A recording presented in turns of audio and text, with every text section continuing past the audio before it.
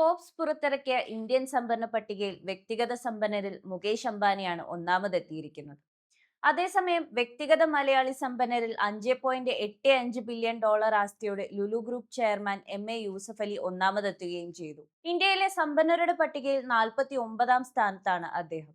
ഒരു ബിസിനസ്മാൻ എന്നതിനപ്പുറം യൂസഫ് അലിയുടെ മാനുഷിക ഇടപെടലുകൾ, സാമൂഹിക പ്രതിബദ്ധതയോടുകൂടിയുള്ള പ്രവർത്തനങ്ങൾ, സാമൂഹിക ഉന്നമന ശ്രമങ്ങൾ, ആരോഗ്യ വിദ്യാഭ്യാസ മേഖലയ്ക്ക് നൽകി വരുന്ന പിന്തുണ എന്നിവയും ശ്രദ്ധേയമാണ് എന്നതാണ് എടുത്തു പറയേണ്ട കാര്യം.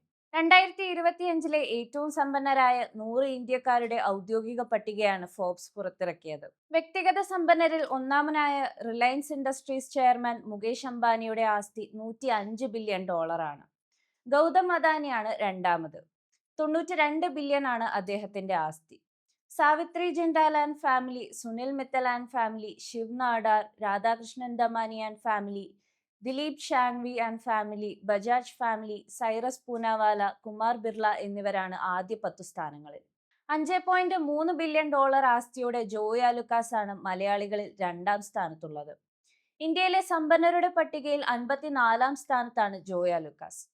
മലയാളി സമ്പന്നരിൽ മുത്തൂറ്റ് ഫാമിലിയാണ് ഏറ്റവും സമ്പന്ന കുടുംബം.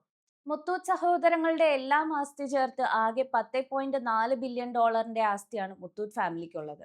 4.1 ബില്യൺ ആസ്തിയോടെ രവിപിള്ള 73-ാം സ്ഥാനത്തെത്തി. 4 ബില്യൺ ആസ്തിയോടെ സണ്ണി വർക്കി 78-ാം സ്ഥാനത്തും.